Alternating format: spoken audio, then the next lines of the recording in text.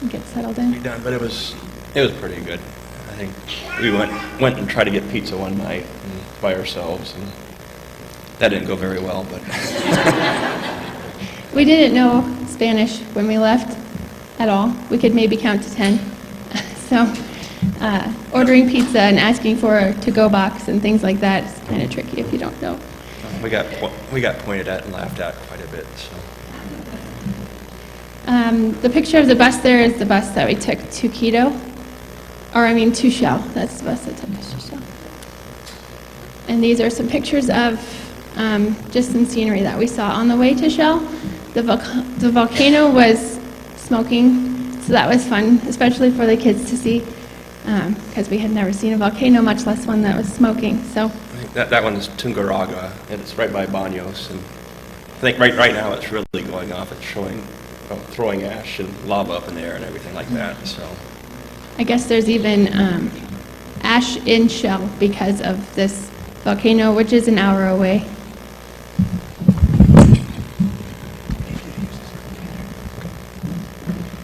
This was our home in Shell. It was a nice home. it was cockroach infested though. So Yes.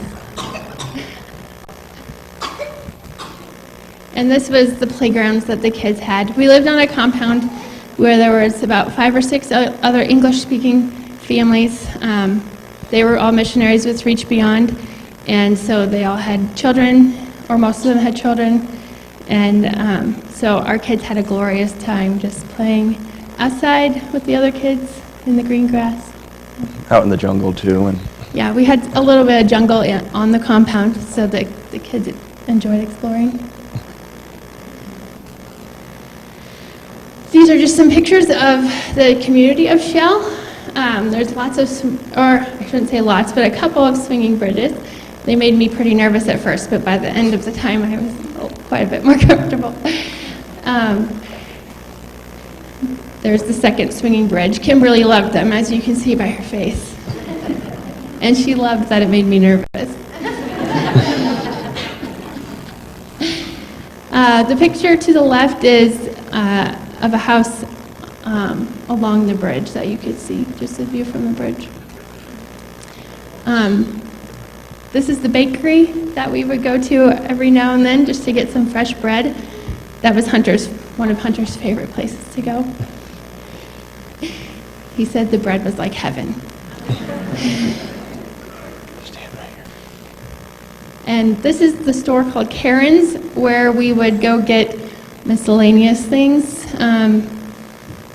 You could maybe kind of say it's kind of like a Dollar General, but it doesn't have everything that Dollar General has. But we frequented that store quite often. I'm sure she's going to miss us too. I didn't get a picture of the butcher, but that was one of my favorite places to go. Just the atmosphere in Shell and in Ecuador is just a family atmosphere. So when we would go, it was a mom who was running the butcher store, and she had her toddler and her baby there, and I just loved that atmosphere of family being there working together.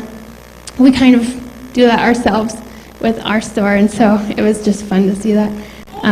The toddler had scribbled in crayon all over the wall behind the cash register, and it was just very real and very welcoming, I guess. So I always enjoyed going there. The baby was often sleeping in the hammock behind the cash register, and the mom would even shush other customers who came in and tell them to be quiet because her baby was sleeping. So I just enjoyed my time there. These are some homes in Shell. The one at the upper left is one of the tougher houses in Shell, and we walked by that house every time we would go to Karen's. Well, there's a lot of nice houses in Shell too. I mean, There's just a mix of both. There's a lot of people with money and a lot of people without money. So. And in the top right picture, if you can see there's children playing on top of the house. We could see that when we were playing at the park one day, the children up on the roof. Another swinging bridge. That's the swinging bridge that we would walk across if we went to the school. And that airplane in the picture is a replica of Nate Saint's airplane that the missionaries that were killed over 50 years ago. Was it 60 years, maybe? And this is the Nate Saint house.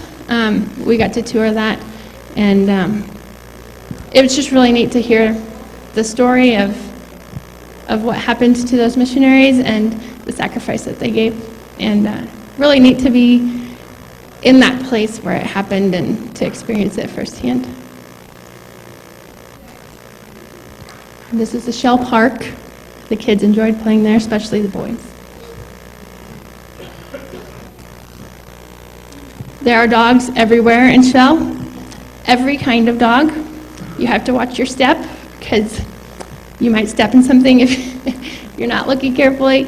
And you just have to be careful because there's tons of stray dogs, so if a dog comes at you, you pick up a rock and pretend to throw it at them, and then they normally leave you alone. It made morning runs pretty interesting. And then to the right is a trash can. A lot of the trash cans had this clown face on it, so I thought that was interesting. The typical day for the kids and I started with homeschooling in the morning. A lot of the days we could get done by noon if everything went as planned. Some days we didn't get done till 4. On Mondays we went to chapel at the Nate Saint Memorial School. It was really nice of them to include us in some of their activities like that. So in this picture the kids are just doing a coloring project that they were working on. The produce is wonderful produce, and it's very cheap. You can buy a pineapple for $1. I know all of that produce on that counter there was less than $10, so you can get a lot of good produce for really cheap, but you have to wash it all with a special solution because of parasites. So that's time consuming, but worth it because it was good produce. We also didn't have clean drinking water in our house. We could bathe in that water and wash our dishes, but we couldn't drink it or brush our teeth with it. So we had to go to we called it the concha, but it was the picnic area next to our house, and we had to fill up our water jugs and bring them home for drinking and brushing teeth. We had 3 days where the water, it was so dry in Shell for a couple weeks that the water turned off pretty much. The spring where they got their water, the river dried up, so.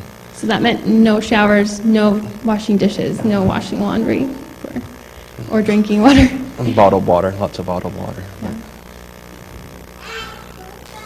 We had lots of bug bites.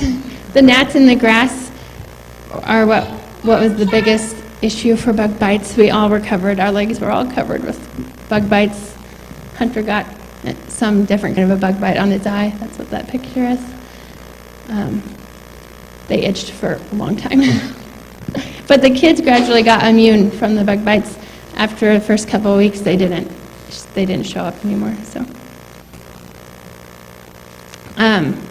just like we have to do here, we had to do our laundry and make meals, which is time-consuming there, just like it is here. So, Carter's going to tell us a little bit about the critters that we found.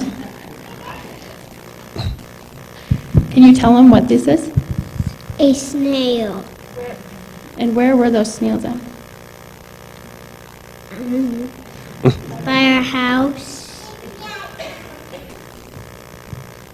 Can you tell us what any of these are? A horn beetle and a moth.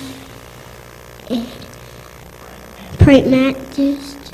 And this one made me cry. That big bug in the left-hand bottom was a lot bigger than the picture looks. It was probably a foot to a foot and a half long and had huge antennas. And he walked out the door and he started screaming and ran in. I didn't know what had happened. It was just a bug, and it didn't touch anybody, so we were good. Can you tell us about the caterpillar? Yes, on my shirt. Most caterpillars in Ecuador, you just don't know. A lot of them are poisonous, and this one was on his shirt, wasn't it? Flew it off, and I touched it, and I flew it off my hand. He didn't have any reactions to it, so that one must have been safe. But where did these live?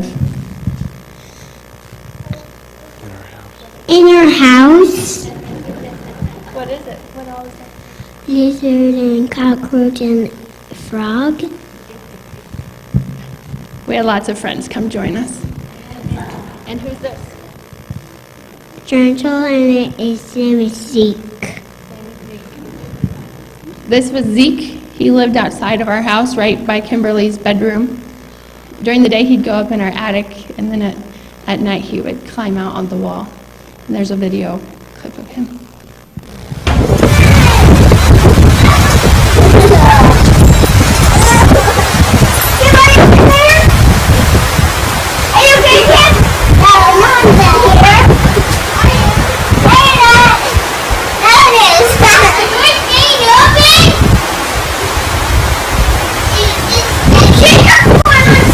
The tarantula had come out during the day. That's how I got this video, because of a rainstorm that had come through, and it was so loud. We had tin roofs, and in the attic, I think it just scared him out, so he came out during the day. But it was rare to see him out during the day. All right, Ryder. Carter, come here. Ryder's going to tell us a little bit about the mud. Where did you find the mud?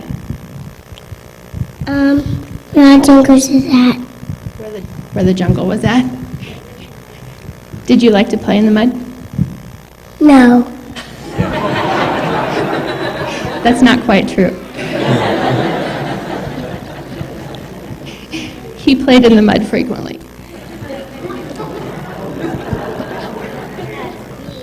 Is there anything else you want to tell him about the mud? No, it's me now. That's me. These were some volcanoes that we could see from Shell. The top left picture is, what's it, El Altar or something like that. It was a flat top volcano. The myth was that the top had blown off at some point and that it would have been the tallest volcano or mountain, I think, in the world. And then the one to the right is Sangay. We could see that one every now and then. It was always fun when the sky would get clear enough. I took pictures every time because it didn't happen that often. And then the bottom picture is of both volcanoes. You could see both of them in one picture.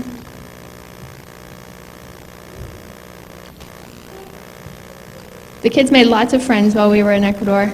So these are just some pictures of them playing with their new friends.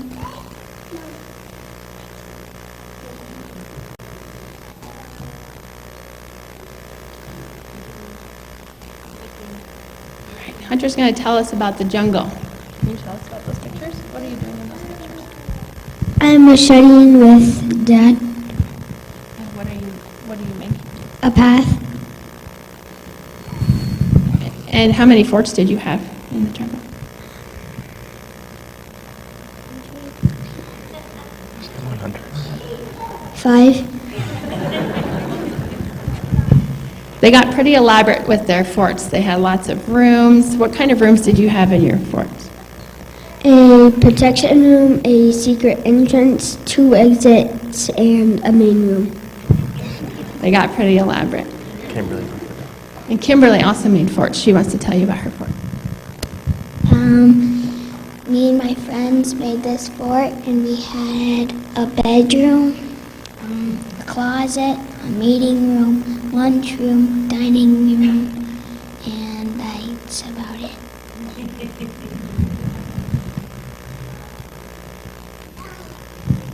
We celebrated Thanksgiving there while we were there.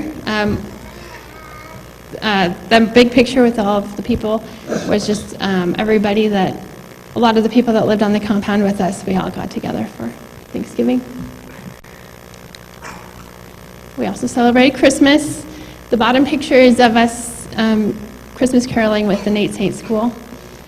We're at the MAF hangar caroling to them.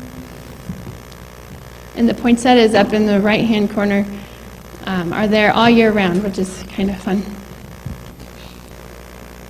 We had Carter's birthday. He turned 6 while we were there.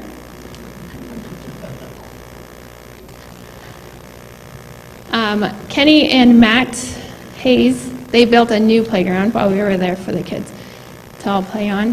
The one that was there had been there a long time and was starting to fall apart and was getting to be borderline unsafe. So they built a new one. This is Ryder helping Nelson. Nelson was the maintenance man on the compound, and one day I looked out the window and there was Ryder shoveling right along with him, so I had to get a picture. Ryder would come in and say, "Mom, Nelson is hungry," and so we'd have to make him a peanut butter sandwich and send out some water. And Nelson would sit down and visit with Ryder every time he'd bring out food. I don't know how much they could communicate because Nelson spoke Spanish and Ryder surely didn't, but this was a market in Puyo. Just quite a bit different than our grocery stores here. You can see in the bottom picture how it's just packed with people. And the top right picture is just some interesting fruit. I do not remember what that's called, but the red is a fuzzy outside and you eat the inside. It's a fleshy white thing on the inside. This is also the market in Puyo. On the left are grubs.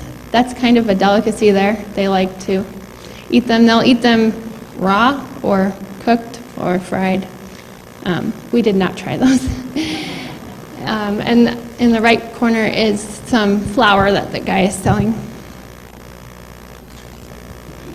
We got to experience Carnival while we were in Ecuador. We went to Nate Saint School and participated in their water games that they had. Carnival is a kind of countrywide water fight. Kind of, yeah, a South American water fight, really. But it can go beyond just water. Sometimes they use eggs or mustard or used motor oil, whatever they can find, I guess. So the bottom two pictures are of the kids playing at Nate Saint School. The top picture is Carter. He got egged by one of his neighbor friends. So it was a fun time overall. These are the ladies that I went to Bible study with on Wednesday nights. That was a good time. I enjoyed those ladies and learned a lot, so I miss them.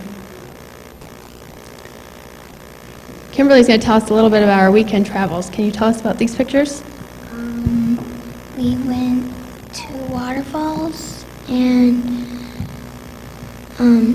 they were close to baños, and they were really tall, and we got to go behind one. To go out to all these places, we had to take buses and things like that. We had no car. We had no car to take the family and things. And I think our first bus trip, we didn't know Spanish. We didn't know how to get off. It was a good learning experience. But I think in the back, there was a guy started changing into women's clothes and getting all women's wig and everything like that. And I was going to try to figure out how to explain cross-dressers to the kids. But they put on plays and shows in the bus, and they did Romeo and Juliet, one guy in the front, girl in the back, and it was interesting, I guess. At first, I thought maybe we were being taken hostage. I had no idea. And the bus was completely full, so we each had 2 kids on our lap, and we weren't sitting by each other. So Kenny was up front, and I was more in the back. So it was a little intimidating. Well, you had to go up front to get off the bus and tell them that you want to stop. Then, if you want to get back on the bus when you're at these places, you have to stand by the side of the road and wave them down and hope they stop. We had one time we were not sure that we were going to get on a bus, but it was very interesting. So, good experiences. Do you want to tell about this waterfall? This waterfall we went, the leader of our group got us lost, so we got separated, and the first group got there before us, and we got there an hour later. About an hour later, we went all the way on top of the waterfall, so the leader of ours went all the way down, and he said it was so scary, and he didn't want us to go down there. So then we finally found our way there. And they got led by a dog. Oh, when we got lost, it was really bad. We went way off the trail, way up the mountains. I mean, and we had probably 10 kids with us total, and it was really interesting. Muddy, So, very muddy hiking. it's fine. This is Banos, where it's about an hour away from Shell, and it was just a fun place to tour. The right corner is a restaurant that we ate at. It's called The Stray Dog, which is especially funny since there are stray dogs everywhere. All right. This is the water projects part. I think this is the main reason we went down there. I wanted to join the water projects team and kind of learn from them and everything. And I think the front left picture is my office desk. I thought I was just going to be a helper and worker down there, but they made me do designs and learn everything, I guess. So the bottom middle picture is the office building, and I think top picture Laurel took of me one time leaving for the jungle. So.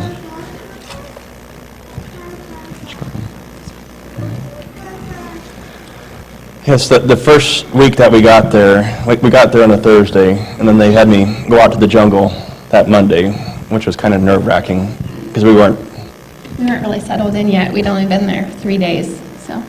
No, and I think when you go out in the jungle, you don't have no communication with people back. There's no cell phones, there's no nothing, so. This town was Ebenezer. We actually got to stay in a nice little hut place. And when you stay the night, you always stay in tents because of the bugs and everything like that, so.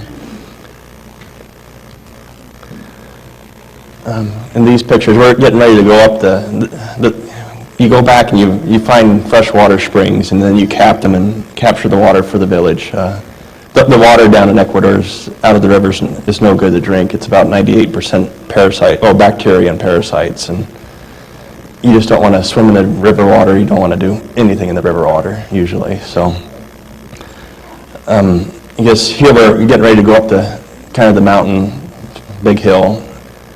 They'd had 50-pound bags of concrete and 50-pound bags of rock and everything like that. I thought we had to carry those up. And luckily, they had mules and horses and things like that. So this would have been awful because hiking up in those trails, it was just pure mud and slick and hot. I mean, it was 90 degrees, 100% humidity, and you woke up, you started sweating, and changed clothes mid-afternoon. It was interesting. So. This picture here, we're capturing the spring. The first thing you did is go in and clean out all the rubble and contaminants and things like that. Then you build a dam in front of the spring to capture the water, and then put rock back in it, just to make sure nothing can contaminate it after that.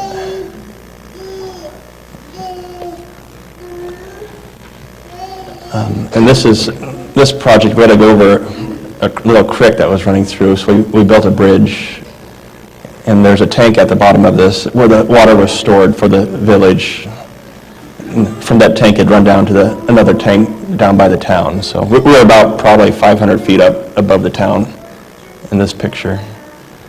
But the guys, the community, they had to do almost all the work. I mean, we were there to help guide them. We weren't there to do the work for them. You want to teach people how to do things. You don't want to do things for them, so. That way they can maintain it, and then they have ownership in the project themselves. So, but they have to dig a meter deep to bury all the pipes. And sometimes they dig 4 or 5 miles, or 6 or 7 kilometers just to do that, so. And, this is a kind of a finished picture of the captured spring. you learn plumbing really quick, so.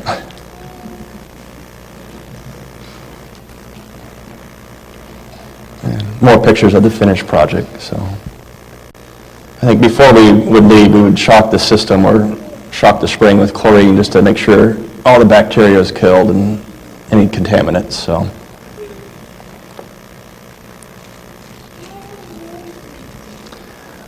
While I was down there, we took teams out to the jungle too. This was Santa Rosa's a project. We took a team from Cal Poly in California down. There was about a group of 6 of them. But we would get on planes and fly out about half hour to an hour out into the jungle and get dropped off. And you'd wait. We'd be out 3 or 4 days at a time, and then you'd hope the plane would come back that 3rd or 4th day. So. If it was raining, the planes wouldn't fly, which it rained a lot, so. They put us up in their huts here in Santa Rosa. Those are our bug huts. You want to make sure you didn't sleep against the side because of bugs and bats and things like that that would bite you during the night, so. The village food, it was really interesting. Top right pictures of fish. They just cooked the fish and you had to pick through it and everything like that. We had a lot of catfish, a lot of chicken, I think a lot of soup. The soup had everything in it. You'd dig through it and there'd be chicken legs and chicken feet and yeah, it was interesting. No, I lost 25 pounds while I was down there, so. No, then they had the spit drink, the chicha, which I got to try quite a bit.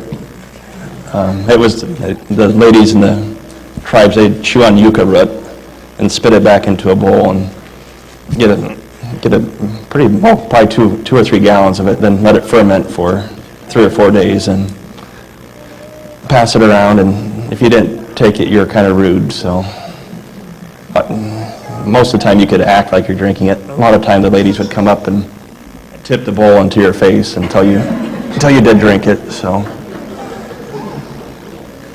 But you learned to move once they started bringing the chicha bucket around, so.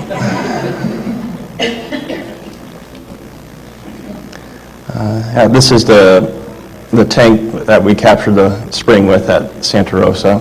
This one we used a solar power pump because the elevations weren't right to run it down to the village, so the pump would pump it up to a water tower to supply the village.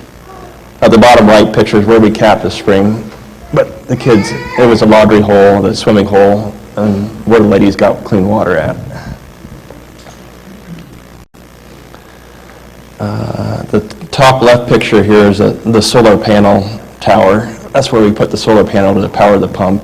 The big tower in the right picture, that's where we put 2 great big tanks, I think 1,000 liter tanks. So that was fun to work on those ones. You could climb up there and see everything, so. Each village hut, they would get a water point or a faucet, kind of like in that top right picture there. And I think this village, we had 25 where they dug them out and made their faucets and showers and things like that. So we were there for the first time when they turned this one on and seeing the villagers. I mean, some of those older ladies, they had to walk miles just to get clean water at times. And having it right next to their hut, that was pretty special to see that. So. The Cal Poly team, they brought down solar panels with them. I think each solar panel was $2,000, so it was pretty generous of them to do that. And they had us install solar panels at the community development building, so we worked on that and everything, so got to become part electrician. And they had me do a water project pump installation myself so I could learn how to do it correctly. It was kind of a sink or swim teaching. You go out and learn how to do it, and they don't answer too many questions unless you're going to make a big mistake. So I think We did a trip to Chijanas. We took the whole family on this trip to the water projects. I think that's a house, and that's a volcano behind it. We got to eat at the restaurant that's the highest in the world, so They claim. They That's claim, what they but- claim.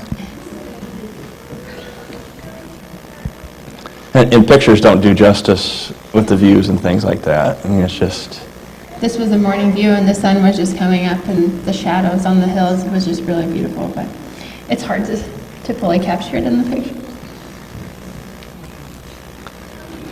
no, and this was a mountain spring project, so, I mean, there was a lot of rain, it was really green, it was really cold too. You're up so high that, We stayed with Linda and Martha, they were missionaries with Reach Beyond in the city of Chijanas. And this view on the left is what they see out their window every day. It was really beautiful. And on the right is a wall that was outside their house. But this is a common view throughout Ecuador, really, where they will break glass on top of their walls, kind of as protection, but more than protection, it's just telling people that this is mine and I don't want you in here. So a lot of walls had glass broken on them. yeah, this is the really fertile part of Ecuador. They grow lots of corn, lots of beans, everything. The pictures, this was a cloudy day, so you can't see the great big valleys and things like that, but the bottom left, that's a delicacy meal, a guinea pig. They just fry them, and we never got to try them, I guess, so. But I'm sure that's why they were there, those caged guinea pigs. Yeah, no, they were food, so. And this is another water point in the village there. And then everything in Chijanas, it was a major hike. I mean, you're walking up mountains and Very steep. very steep and very sore afterwards, so.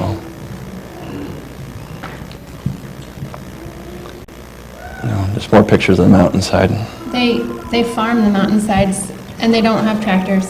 So it's hard just to walk up those mountains. So I can't imagine farming them with your cow and your plow. I mean, that'd be hard on flat land, much less on this mountainous area, so. No, the guy that took us along, I mean, he was just zipping right along. He could outpace us by a lot, so.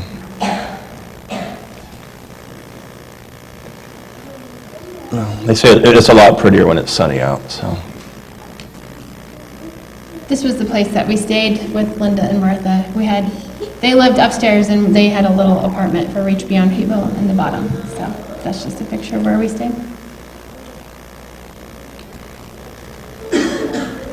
And driving to Chijanas, it was, you go through so many different areas. I mean, this was a desert that we went through, and the rainforest and grassland and everything like that, so. You see a little bit of everything.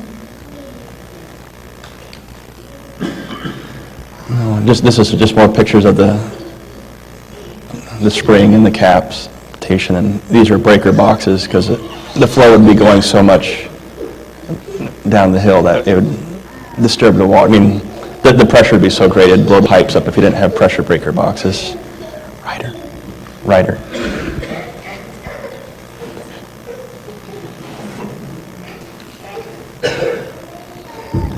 Oh, that bottom picture's Kimberly. She went out with me one day when it was raining and cold and wet, and walked with us everywhere. And this is the picture of the rainforest, completely different from the jungle, just different plants, different everything. No, this is another trip. I try to take the kids as much as with me as possible out to the jungle. So this trip we went back to Santa Rosa to make sure everything was ready for the celebration. Kim got to go on the plane and everything else like that. Hike through the trails, and that bottom picture, that's a picture of Santa Rosa there. The big open space is a big soccer field soccer is huge for each village, so. The houses are kind of built around the soccer field. No, and I think while Kimberly's there, any person with blonde hair or red hair is pretty special down there. So Carter and Kimberly got their head touched quite a bit. It's just quite a blessing, I guess, or something like that. But Kimberly here, you want to tell them about playing with your new friends? Or no, these girls just followed Kimberly everywhere, playing frisbee and playing in the sand and everything like that. So. Hunter and I got to join them the next day. So this is probably the highlight of my trip, just celebrating the new water project and getting to see what it was like for him when he would go out. This is when they all showed up. Everybody would stand behind the plane and see if you could stand up when it took off. So It was a lot of wind behind the plane.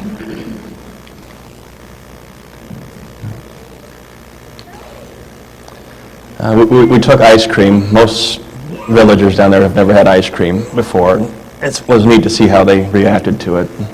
Some of them wanted to save it and take it home to their kids, not knowing that it wasn't going to last until they got home. But I think, yeah, more pictures of walking down to Santa Rosa. And to the right is the shower attachment that they have by one house. Mm-hmm. This is pretty much. These are houses. Some of the huts in Santa Rosa. I think we're going to show a video, No, or not this one. This shows the soccer field. It was big. No, they'd go out with machetes and scrape the ground just to clear it off, all the weeds and things like that. Once a week, it's just, you'd spend your whole day doing that. It's amazing. When we got there, the community formed lines, reception lines for us, and we had to go through and welcome each one. I forget, do we shake hands or Shake hands, hug or what? But each and every person welcomed you to the community. In the left picture, there's 3 little girls welcoming us into that building, and they each are holding a bowl of chicha, which you're expected to take a sip of. I think Hunter tried it, Laurel tried it, but Kimberly. She didn't. In the upper right picture is most of the water team that worked with Kenny. They were the guests of honor, I guess, so they had them up on the stage behind the table. And then on the bottom picture is just some of the villagers. But everybody sat around the edge of the room. It wasn't like we're sitting now, but everybody faced each other in a big circle. This is a lady with the baby on her back. She's filling up her bowl with chicha. So we have a little movie to show you about the chicha experience. And then the movies after that are part of the ceremony of this celebration of the water project.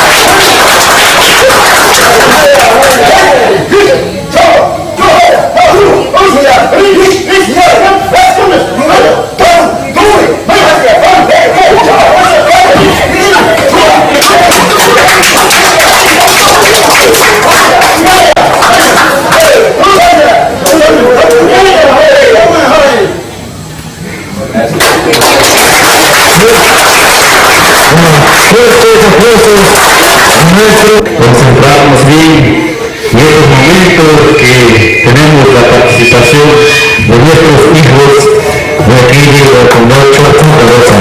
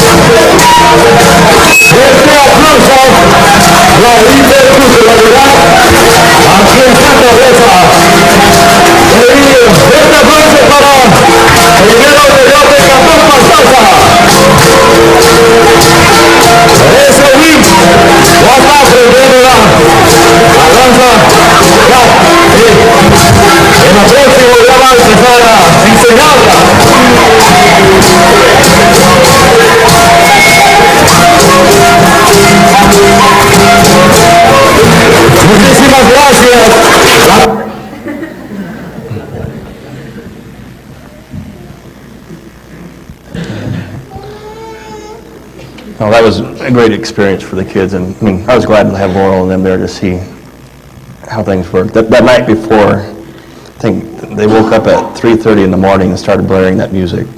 I mean, that song over and over. I think Kim and I were up since then. I mean, 3:30 on from that point. So, but they were really excited to have their water going and everything like that. And they invited all the villages around to come down to it. And, I mean, it was a really big show. I mean, there's probably 200 people from other tribes there, and they served lunch for all of them and everything like that. So, this is speaking during the celebration. They asked me to come up and speak, which I wasn't prepared for that at all. And I didn't speak Spanish, so Vim's my boss, the guy in the black shirt or dark blue shirt, so he translated for me. And the guy in the white shirt, he's the governor of the province, Pastaza province down there, so he was there for the celebration. This is their water tower, all finished and painted, and everything. And the ribbon cutting. Hunter climbed up. Yeah. Hunter climbed up to the top of the water tower with Kenny. That's the ladies bringing us our meal in wheelbarrows and jugs or 5-gallon buckets.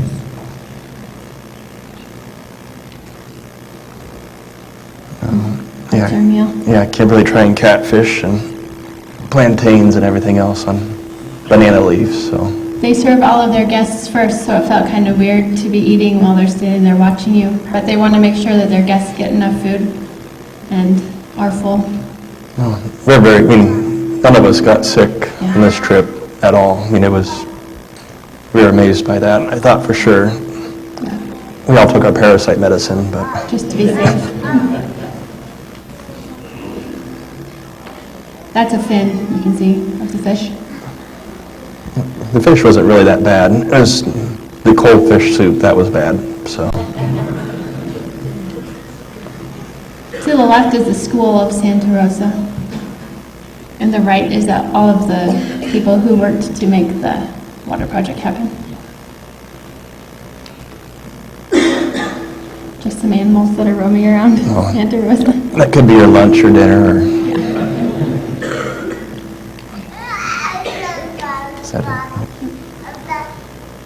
No. A couple of Hunter's friends that he made. Soccer was huge with those little kids. And they could outrun me and outdo everything I tried to do with them, but. They called him Grandpa.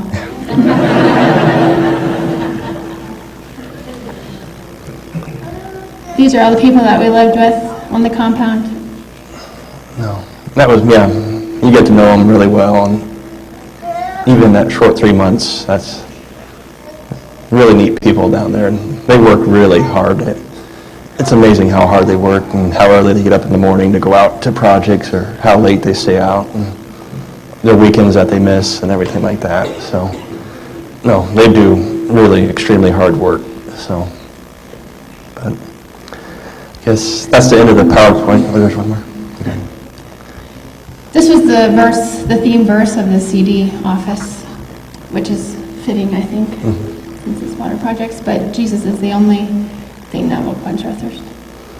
No, the main goal of the water projects was to share the gospel and share Jesus with everybody, working alongside them and things.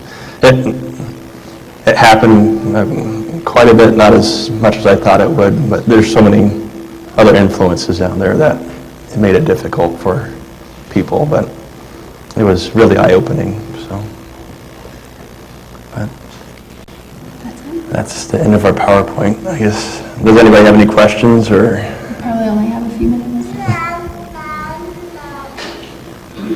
Kenny, on that one project, you were up and buried the water line down. Why do you bother to bury it? It doesn't freeze there, does it? No. No, the question is, why did we bury the water lines or the pipe for the water? Most pretty much people, the pipelines last longer if you bury them.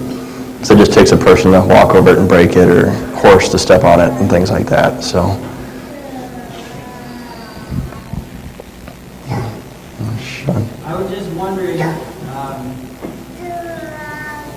seeing all this and all that you've experienced, would you consider this a sacrifice for Christ, or would you consider it just the joy that we receive when we Probably both. It was, I think the first night I went out, I had to question why I was down there, because I was soaking wet, and we were coming back at 7 o'clock at night, riding in the back of a pickup and dumped water on my boots. I figured I have 3 months of this. This isn't going to be the most exciting thing in the world, but it got a lot better after that, so. But. How did you guys choose the villages The villages, with water projects, we don't go out and search for villages that need clean water. We want the villages to come talk to us, and they have to learn how to form a water committee, how to organize themselves just to make sure that they want a water system. You don't want to just go out and throw a water system at somebody and say, here you go, hope your life's good, and go from there, and not report back to them. If they don't take the initiative, we don't go out and do it. So they need to learn to do it themselves, and they had to pay for these water systems too. Some of it was really small amounts of money, but if they paid for it, they have ownership in it, and if they don't have ownership, they don't take care of it, and they don't care about it. So How do they make money? Where's their income come from? the livestock out in the villages, some of that's from that. A lot of them, they go work for the oil company out in the jungles. The oil's really spreading out there. So, and then there's a lot of logging out there that they cut logs up for and sell and things like that. So, Political strife, groups vying for power, anything like that? In Quito, there was fighting going on in Quito. yeah, it's a socialist economy or government and things like that. So there's fighting going on.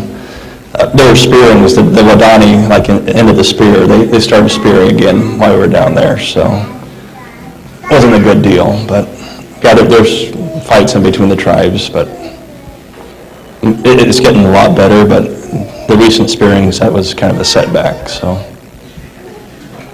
yeah. Are there churches in or near some of the Canadian workers? Yeah, there's when they come, the villagers come, you kind of find the spiritual leader in each village, and then there's people that work alongside him and try to encourage him and teach him and things like that. And they try to plant a church at every place they go to. So I think then we went to church while we were in Shell down there. You guys should be very thankful for Paul's sermons. These ones were 2.5 hours long. So. And we didn't understand maybe 10 words of the whole 2 hours. So, no, Paul's sermons were nice to come back to. Absolutely. What would they could learn about yourselves or about God? I learned to teach more, I guess, to pass on things. And I guess I felt like we got a pretty good feel of what it's like on the mission field, so I definitely want to encourage the missionaries that we support a little bit more, sending them letters and care packages. Jenny Reed was awesome at sending us emails. We loved her emails. So that was just so encouraging to hear from people back at home. So that's...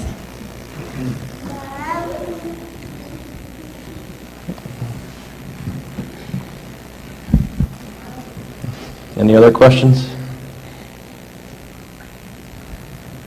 All right. I think that's it then, so.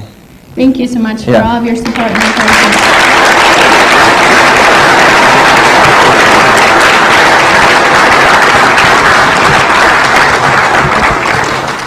Thank you, Kenny and Laura. Wow, it was fun having you guys up here to present it, knowing that you're right from our church and went out there and God used you to bring water and the love of Christ to people so that they could hear about Christ as well. So great. They'll be around. They'll be around for a while. So if you want to ask them more questions, that's just fine. And I think you have your own bowl of chicha. They can sample some of your chicha. I made it myself. Do you guys know what that stuff is made out of? Yeah. Yeah. No, you need to appreciate why they're learning from it. But you can talk to them about it. All right. Why don't we just close with a word of prayer here? Father, we thank you that you have given us a message to share with other people. And oftentimes you ask us to share that message in the context of just helping people out with the physical needs that they have. So thank you for Kenny and Laura being willing to take that love and demonstrate it through water projects so that folks out there could hear about eternal water that comes through Jesus Christ. And I just know that someday in eternity there will be people standing before your throne thanking you for Kenny and Laurel and the kids coming out and helping bring water to their villages. And that's what we celebrate. So thank you for that, and I pray that that would be an encouragement to each one of us to show that kind of love and goodness and kindness in our day-to-day relationships so that you can communicate the truth of your love to the folks that we rub shoulders with day after day. In Jesus' name we pray. Amen.